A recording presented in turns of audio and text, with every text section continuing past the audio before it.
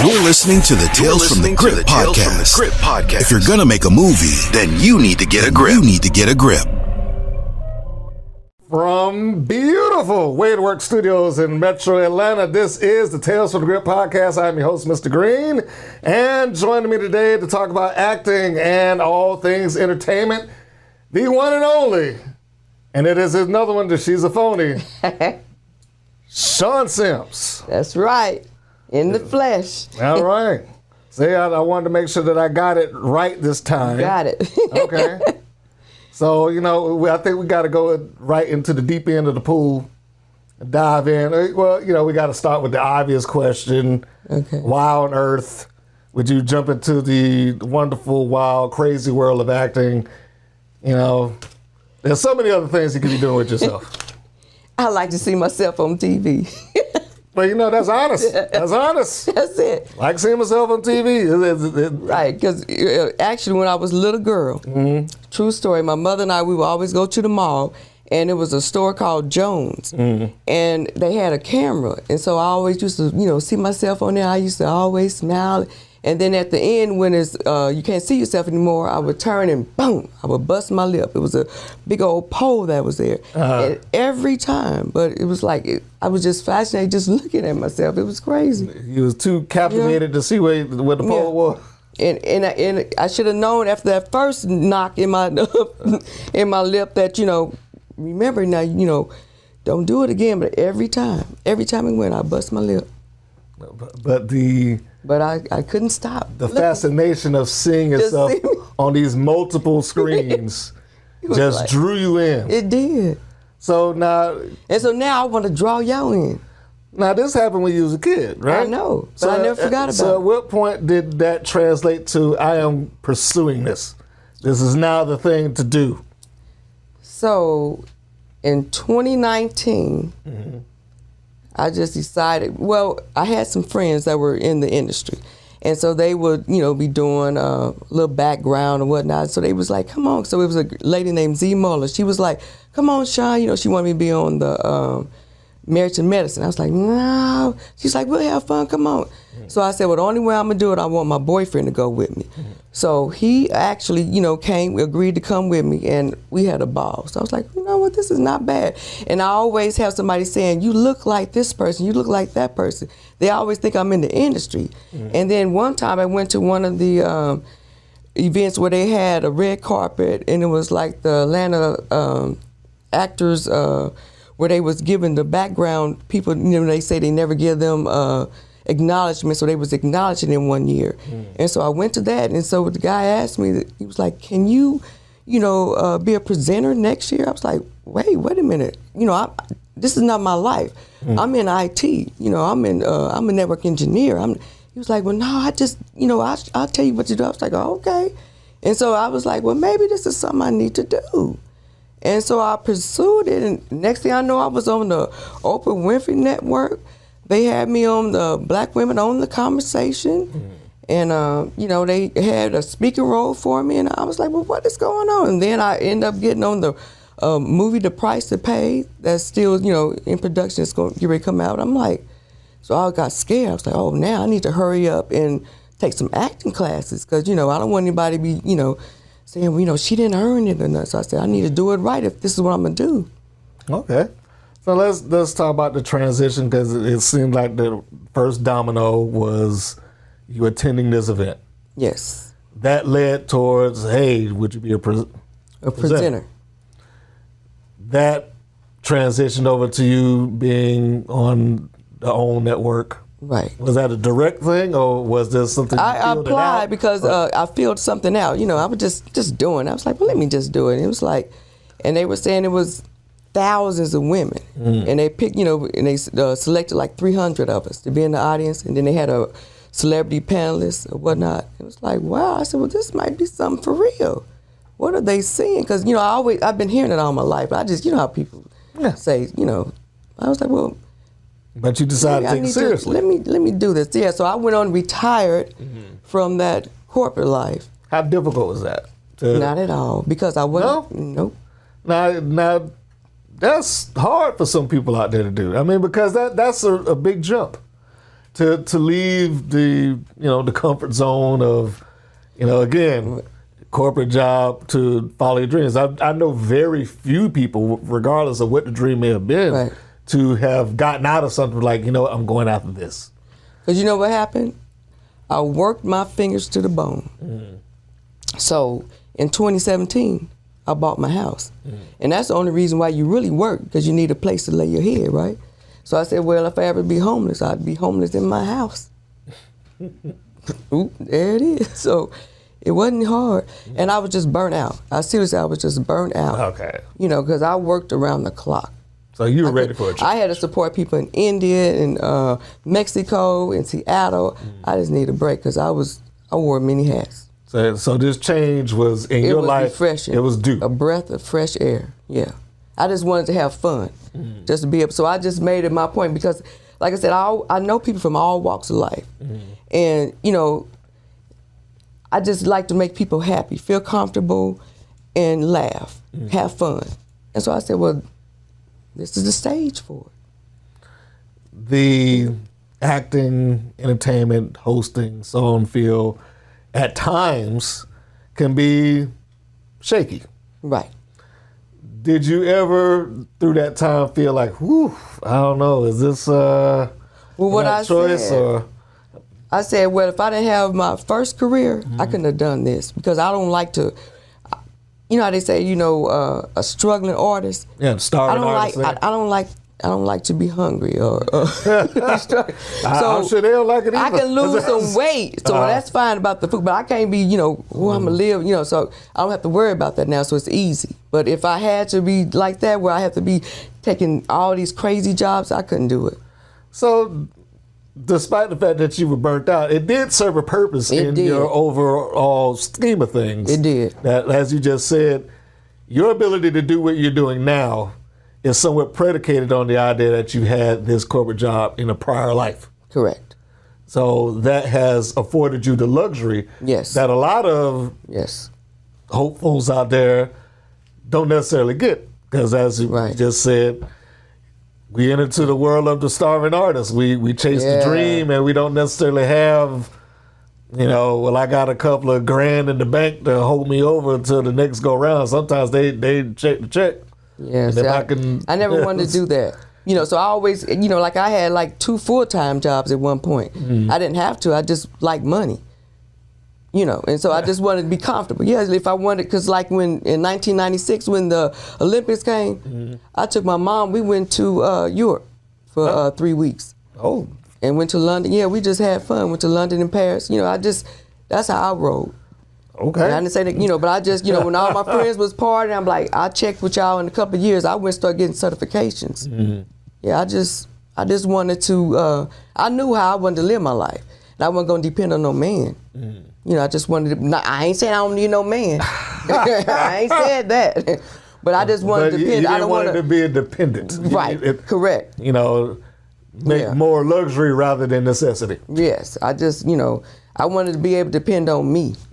Yeah. That's fair. I mean, and I don't think that, I'm sure, again, hopefuls out there would like not to have to eat ramen noodles every night, but, so, depending on the choices they may have made, they may have to do that, but their path is different. Well, I did that. I was in college. The ramen noodles. I said, I said, Lord, I can't do this. Yeah, in college at UAPB, I was like, and my girls, they was like, I said, I'm leaving. I can't do this. I said, I got to go on and start getting certifications, because I couldn't wait. Because it was all them unnecessary classes for me. I said, no, I got to get it. So drive and motivation clearly seem to be some of the higher personality points that you have. You are very driven to certification. You come off to me as goal oriented. Would you say that's fair? Oh yeah, I was really detail oriented as far as I already knew. Like when I went to DeVry for 2 years at night, and when I was at DeVry, I was in Kansas City, Missouri, and I was, doing the computer field, computer science, and I don't know, when I moved here, I was supposed to continue. I was like, no, I'm tired of school. I'm just gonna go and start doing certification. And so I asked somebody, I was like, I said, which field should I be in? You know, I was trying to ask people that was in the computer field because I was a computer operator at the time. And they was like, well, if you want to get in this field, you want to be an engineer. And so I said, okay, well, that's what I'm gonna do. And so I started studying, you know, on my own and all that, and I made it happen. So and then I got 2. I was Novell and Microsoft certified engineer. So I, you know, no problems. I can support both. Okay. And that's how I did it. And that ain't going nowhere. But what happened was, along the way, I forgot I needed to calm down and try to see. I wasn't even thinking about a future with a family. Because I was like, when I was younger, they thought I was going to have about 10 kids.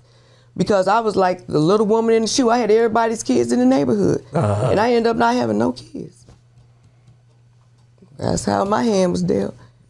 But that's life. you know, It so happens that it has its ups and downs. It's like, so I pursued that, and I, you know, got away from that family. Well, now, but this becomes the foundation. It gives you the ability to do what you're doing now. The jump over into this, you also did the podcast, correct? Correct. Co-host? Co-host. Yes. How did that come about? Quite interesting. It was quite interesting. So that was the first time I ever did that, and it kind of went left. How so? It actually kind of went left because I didn't really have a lot of say-so. You know, I really didn't have a lot of say-so. The person that was the host, she controlled it, you know, and so I just, like, you know, double dutch. I get in when I can fit in. So it just, so it didn't play out well for me, but it was a good experience, you know, so I know was this what a to do. two-host dynamic? Yeah, so it was basically, you know, I never knew what we were going to, basically, you know, the subjects were. You know, I didn't have an agenda, which I thought it was, you know, coming into it. So it was just different, but it was a good experience. It was good experience. Every so podcast I don't regret operates a little different, you know. So Right. I would imagine. I know there's some, you know, multi-host shows where there's the production meeting, and we're like, okay, we're going to do this, we're going to do that, and everybody's in, and it does help that there's a given chemistry between the two. I'm assuming that you two never established that. No. Because we was in two different worlds, basically. We really were. Do you think you could have gotten there if you stayed with it? Because sometimes the chemistry grows. No, because I'm the type, I don't like to put anybody, I don't like to put anybody down. I like to uplift people, and it was just different. No. Okay. No. I was different. But good life experience. Yeah, it was a good life experience. Okay. To know what, you know, it was good. I needed to have that experience, but yeah, it was different. That's all I'm gonna say. It was different. And you also said earlier that if you know better, do better. There you go. Yes.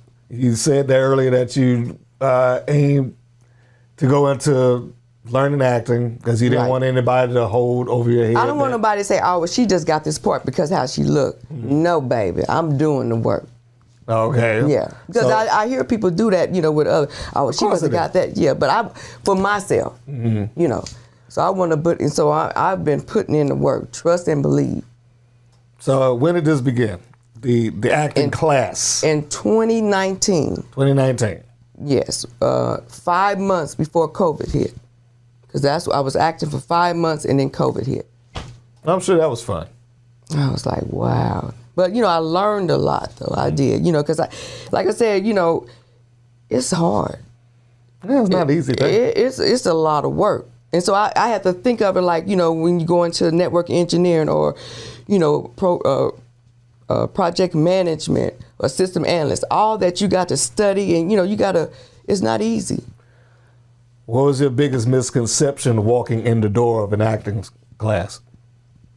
That I can just get up there and just act. It's like, no. Yeah, it's like, thought it was just gonna be. Yeah, no. Okay. You got a lot of stuff that you got. It's work. Okay. You know, you got all those different techniques, but I'm good. I'm a good listener, so I know what to do. Listen, They react. So give me, I can do that. Give me something that you, technique-wise, have learned within the course of you going into this class. You know, you walked in, you found out that, oh man, I just can't get up here and wing it. Yeah. Now you're being taught technique. So this opens your eyes to something different. What's one of those techniques, you ain't got to go into full on detail, but what's one of those techniques that got laid out in front of you that you were not expecting? The listening. Well, you know, I've always been a good listener, though, so that's why it was like, okay, I got, you know, you just, because a lot of times you'll be in your head. Mm-hmm. So, you know, it's like, you know, you're trying to think of the next line. It's like, no, you got to, you know, you can't do that. You got to, you know, listen to what the person is saying, and then based on what they say, how you react. You know, so listen and react. And then, you know, you're doing the repetition, you know, where you're like, you have on a purple shirt. You're like, I have on a purple shirt. You have on a purple shirt. You know, just keep, but it just, all that, it helps. And then, you know, you have to dig into, you know, what do you want? Where are you at? Why do I want this? What is my objective? You know, it gets deep. You know, you got to do the scene analysis. Yeah. You know, to be able to get the feel of who you talking to. Because if you was my brother, I would talk to you different than if you was my husband. True. So, you know, you just got to know who you're talking to and establish all that before you can even get into it. When you started doing this, did you set parameters on yourself as to, I want to do X, Y, Z, meaning I'd like to play this role, I like to play that role, I think I'm good here. Did any of that cross your mind, or you just blank slate? Well, you know, they have you to do a type. Mm-hmm. You know, what is your type? And so, you know, they'll say like so I ended up landing WebMD. Mm-hmm. I was a patient, okay. You know, and so, you know, you know, I asked people, what's my type? You know, they say, you know, authoritative. You could be a news anchor woman. You could be a school teacher. You can be, you know, they tell you what you could be a mom. I done been on 2 videos where I was a grandma. Mm-hmm. I was like, I'll be a grandma, great grandma, I don't care, you know. And whatever works for you, right? Right, just, you know, but I'm not going to do anything while I'm uncomfortable. Mm-hmm. So, okay, now, well, then let's talk about that, because everybody has their parameters, their limitations, right. And you do have to address that. And right. I would think that some of those out there who are looking to get into it should start to understand you don't have to take everything, right? You know, just because it's in front of you. So for you, when you think about, hey, I'm not going to do everything, what's something that comes up like, okay, this is probably not good for me, or, you know, you may need to get somebody else. When you think about that, what kind of roles or scenes come to your mind? I don't want to be naked. Mm-hmm. I don't want to do all that. I don't want to be on the. I dropped my earring. I don't want to be, you know, on the pole. You know, just start thinking. You know, when you first starting out, and if you do that, then all of a sudden, you know, then that's all the roles they want you to do. I don't want to, you know, just feel my way. Mm-hmm. You know. Is there anything that you know for certain? I mean, you just said that you. I don't want to be. I don't want to be, you know, in the gay scene. It's just I don't have a problem with other people, but it's just I don't want to do it, you know. But to each his own, you know, do you. But with me, I don't want to do it. So you've identified already what you know that I'm not going to be good for this. Right. I won't either come off as natural or believable. Yeah. And I want to be believable. Yeah, that's fair. I mean, look, if you can't buy into. If you, as the performer, can't buy into it, then I'm certainly not expecting the people watching to buy into it. Right, so that's why I don't even check that. You know, they have the different things that you will and won't do, so I don't check that, you know. So I don't get those kind of roles. Okay. Well, speaking of getting the roles, you came into it at a very, you know, unfortunate time frame. Right. 5 months into doing this thing, the world collapses. Right. so to speak. And it derails things. And now most people are stuck at home, not doing it. Productions are shut down and so on and so forth. So not to go dwelling into, you know, the pandemic, but how badly did this alter the course of the path that you were on? Well, actually, I was just so relaxed at home. Mm. I just enjoyed. I was watching all kind of Netflix and just watching everything I could. I was good. Well, I mean, just for your acting. It really, but for the acting, I started doing online. Mm-hmm. I did a commercial class online with Coach Mike. Okay. I see your commercials or whatever, but yeah, I started doing that, and that was good. Okay. You know? And I started going back to the studio once they opened up. So it wasn't that bad. Oh, okay. You know, because it wasn't that long, actually. Whenever they started opening, I'm thinking maybe, 5 months? Or something like that, but the openers were somewhat limited. Yeah. Man, it took a little while. It was slow. But it's hard when, I get claustrophobic with that mask. I'm like, man, ugh. Yeah. But that's what I mean. It was a slow build. Yeah. Things started opening up, but they weren't open as long. And, certain times of day, they don't come in here until 10, just things like that. It was tough when it comes to that because, you're used to just getting up and going. It's like, nope, that's over. Yeah. Your personal acting aspirations, would that be film, TV, live theater, all of the above? So I never did theater yet. I do want to do a play. Mm-hmm. So I do want to pursue that, to do a play. So I've done film, and it's fun. Like I said, I've had fun. So I did I did background starting off. Mm-hmm. And like I said, I did some videos. Actually, I did 3 videos, but I went from a backup dancer in one video, and then the other 2 grandma. I was like, okay. But the play, you said you want to do theater. I'm assuming I will call it a bucket list thing. Right. Is there any particular reason why? It just because you want the experience? Well, I hear, in reading, they saying that, to be a great actor, you need to have theater experience. Okay. Everybody needs to do it, do a couple of them. So I just want to just get the feel of, because you're doing it live, and so it'll be a different, no safety net, a different experience. So it's just like, oh yeah, I ain't no telling what's great come out my mouth, because if I got, if I forget, it's like, I got to wing it, and I bring it on home. Well, now you're doing that. Are you going to keep yourself confined necessarily to the Atlanta play market, or are you going to broaden out? Because most people, when they're doing that, are shooting for New York.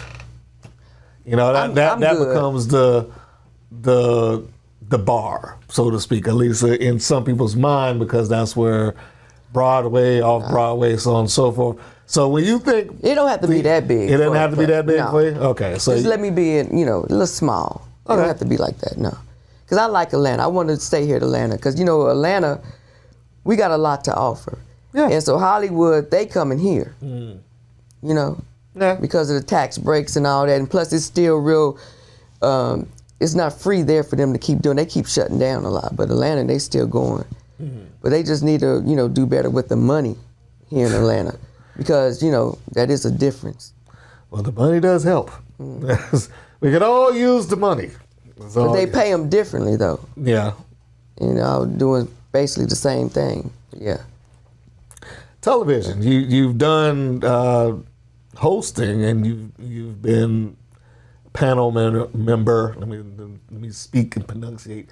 Hosting and panel member and things of that nature. Now, the next, I guess, check mark in that column would be a series reoccurring or something. Okay. So I actually just did a audition for Tyler Perry, this new thing that's coming out. So if I get that, and I played I don't even know if I can say all that. But, probably not. But yeah, so if I can get that'd be nice. Let's not put you under the bus and have you saying stuff that you don't need to say. Right, but yeah, so I've been, We'll just use vague terms to say that series that took place. So my goal, the ultimate goal, was to land something on Tyler Perry. Okay. Yeah, that would be nice. All right. Well, I mean. So that'd be good. You better get ready to so right now, at least I'm in the database. Whoop, whoop. That's all I say. If you land it, right, you might just move your bed in that studio. Okay. Because you're gonna be working every other day. Oh boy.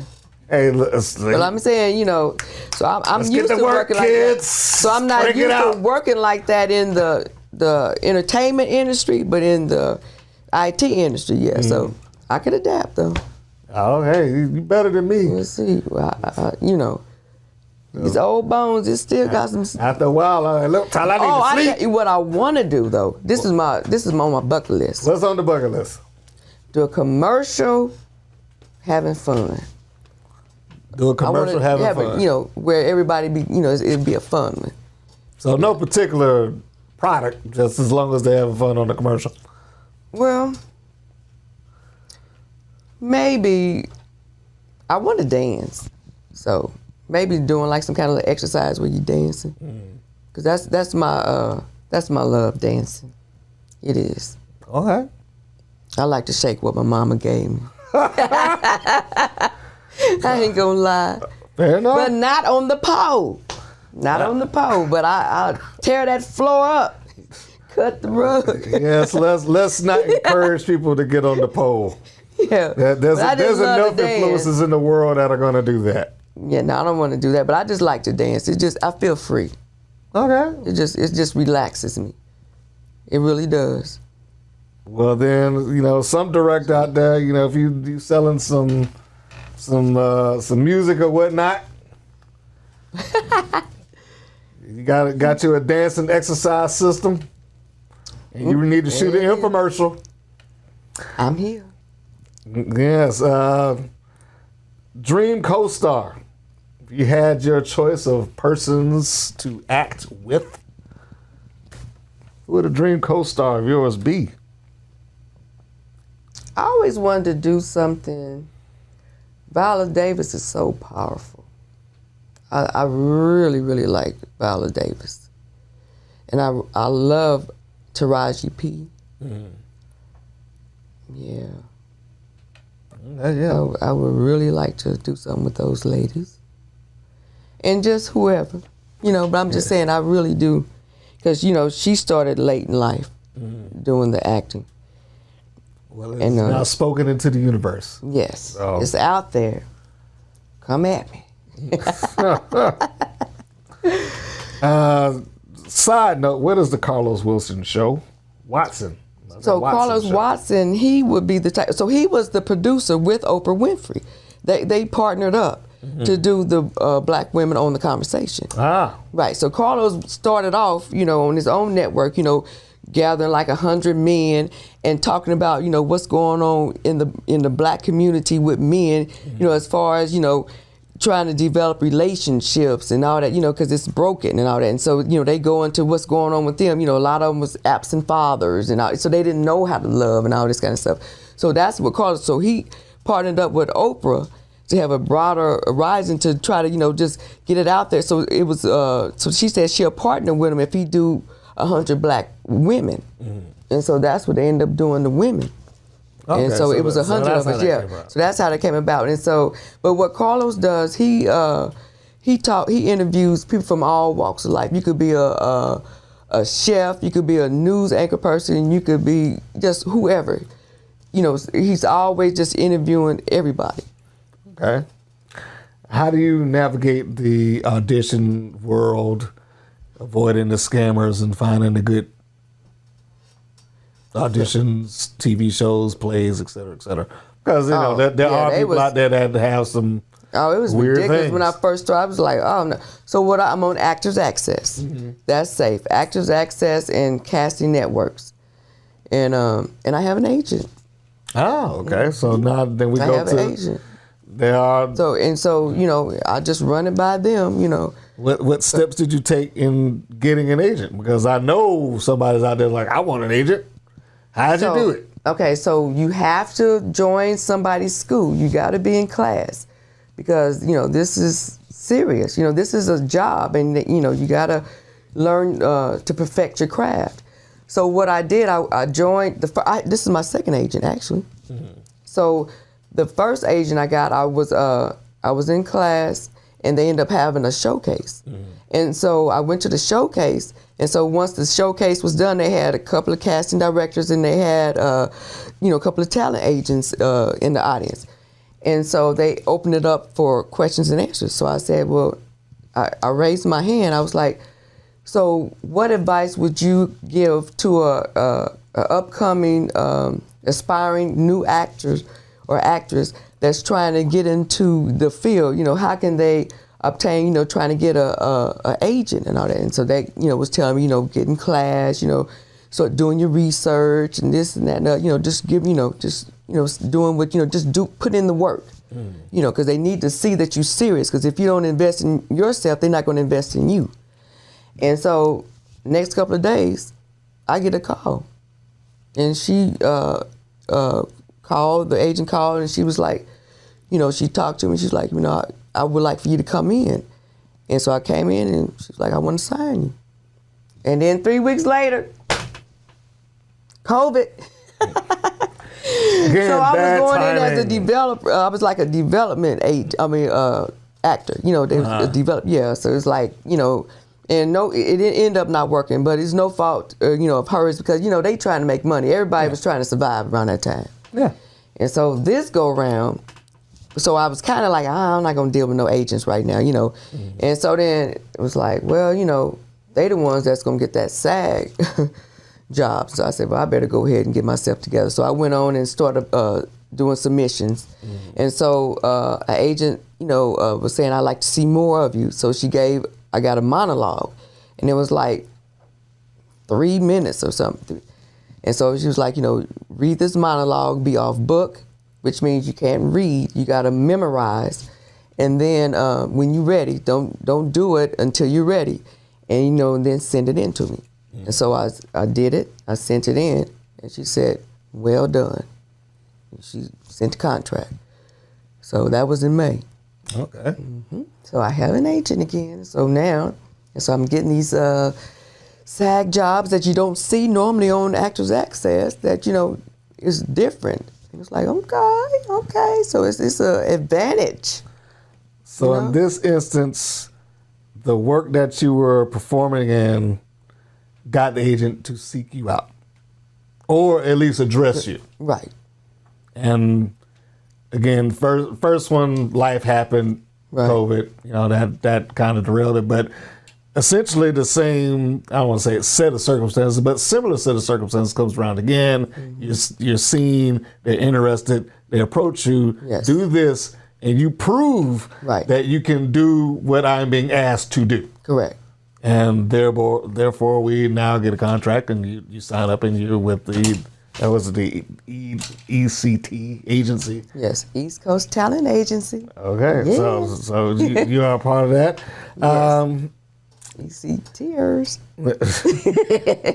Is an acting degree, in your view, important? Most definitely. Why is that? Yes. Because anything you do, I want to go all out. I don't want to just, like I said, I didn't want to just do it, without anything, up under my belt. Mm-hmm. Because, they're not going to take you seriously if you don't, a lot of times. You got to, if you're going to do something, you need to give it your all.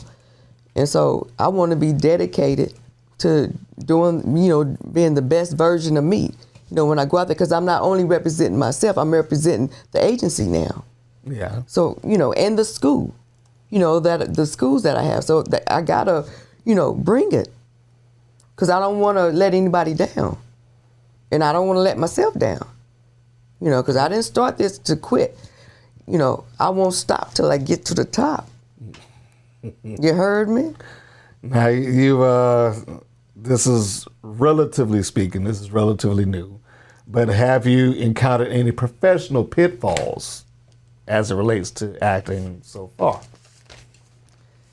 Yeah, it's a problem when, like when you have, when you want to, submit for an audition. Yes. And when it says that word, ethnicity, I'm like, ooh, I don't like it. Now, why is that? Explain that. Because you could kill it on the audition, mm-hmm. but you got a father, a brother, kid. You might be in the wrong gene pool. Yeah. That's what I'm talking about. So, and it don't have anything it immediately to do. disqualifies. Yeah, because it's like, okay, so they already went with this father, his white, and the son, you don't fit in. So it's like, oh, geez. Unless we're going to rewrite it to he just so that I have a little happens. taste of jungle fever.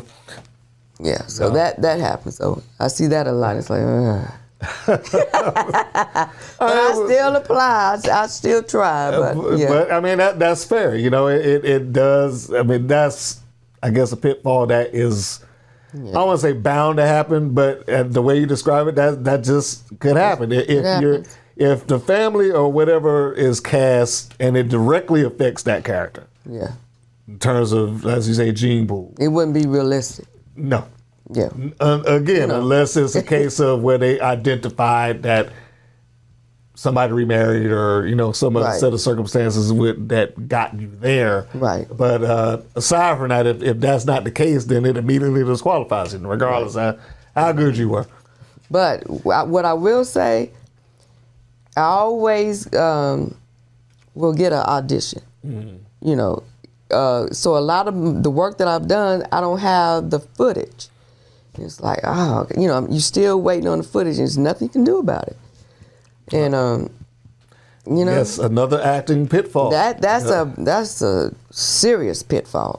Because the footage is your resume. It. Yes, and without that, yeah, you're losing the ability to show people. Well, I was able to be this in this scene. I was able to be the mother here, and I was able to be a dancer here, and show diversity of look, style, acting, so on and so forth. Yeah. So that's a big pitfall. But I did a short film, and it should be coming out soon. And I was the lead in it. Are you allowed to talk about this short film, or is it embargo? It's called The House. Okay. Yes. And it was fun. But are we allowed to say anything additionally about this, or is it on the just stay tuned on the hush list right now? It's on the hush list, but they know I put it out there. We got a advertisement out there, and it's showing the characters on there. Okay, well, where can they find it? You can find it on Shawn Sims on Facebook, and then did I put it on? Yeah, and I put it on Instagram also, and I'll repost it because I'll start reposting it. On Instagram, I'm Shawn the Queen. Oh, all right. So on the Instagrams. But yeah, so the house is fun, and we're going to actually do a part 2 of it. So yeah. Sweet. Mm-hmm. Before we roll over into the random portions of this, what's the best advice that anyone gave you on acting? Don't do anything that you're uncomfortable with. If it's not sitting well with you, don't do it. If you start thinking too long, you're thinking wrong. Period. That's my advice. So with that, Ms. Sims, thank you for participating on Tales from the Grip. Nice. Well, thanks for having me. Yes, and remember, folks, we need to know where you can be found. Where you gave your Instagram, but give it again. Okay, so the Instagram is Shawn the Queen, and Facebook is Shawn Sims. What's TikTok? Shawn, one and only. I think it's Shawn Sims, one and only. That's TikTok. Wow. You dancing. Hopefully we can put it in the descriptions or something. Leave a link. If you got it wrong, maybe we can get something that they can just click on. Make it a little easier for them. I don't know. Yeah. So just stay tuned because some things is happening. I always can feel stuff. I can't prove. I never know what's going on, but I always know something great happens. So something get ready to happen, y'all. So just stay tuned. You got the energy. The vibes are coming in. Because somebody came up to me and they said, you got the it factor. You hear me? The it factor. And then he just, I was like, oh, okay. I got it. Okay. Whatever that is. I don't think he can do much better than that. So I'm going to do something with it. You better. I'm waiting on it now. Oh, yeah, it's happening. It's happening. All right. So for Miss It Factor and Mr. Green, this has been Tales from the Grip, the podcast. Brought to you by WadeWorksStudios. And remember, folks, for you producers and directors and writers and actors out there, if you're going to make yourself a movie, then you need to get a grip. So long, folks. Bye. This episode of Tales from the Grip is brought to you by the Colonel Goes Pop Popcorn, which you can find at The Colonel, spelled like you do the Colonel, not the military rank, but Colonel of Corn, Kernel. Yeah, my spelling's bad sometimes. But anyway, don't worry about my spelling. Worry about what flavors you can get when you go to the Colonel Goes Popcorn. Kettle corn, gourmet style, brought to you out of Atlanta, ships anywhere. You can get stuff like yellow cheddar, strawberry banana, which I never thought would have been a flavor, but it is. It's true. It works. Cheddar sriracha, which I had, which is delicious. My kids actually ate it up before I could finish it all. Cajun caramel, cheddar sriracha caramel, Parmesan garlic, which I also had, and I found that in my son's trash can when the empty bag, he tore right through it. Just I'm glad I had the chance to taste some of it before I left out of this building. Anyway, the point being is that if you're going to sit there and you're going to have some popcorn, you might as well go gourmet, go all the way. And if you're going to go gourmet, go for the Colonel Goes Pop. Remember, the Colonel Goes Pop is the website. Goes everywhere. Just because you're not in Atlanta does not mean that you can't get it. Ships out to you. And you can enjoy this just like you would any other movie night. Grab yourself a soda, get yourself a gourmet popcorn, and support him and the show with the Colonel Goes Pop. And now, on to the podcast. Tales from the Grip Podcast. If you're going to make a movie, then you need to get a grip.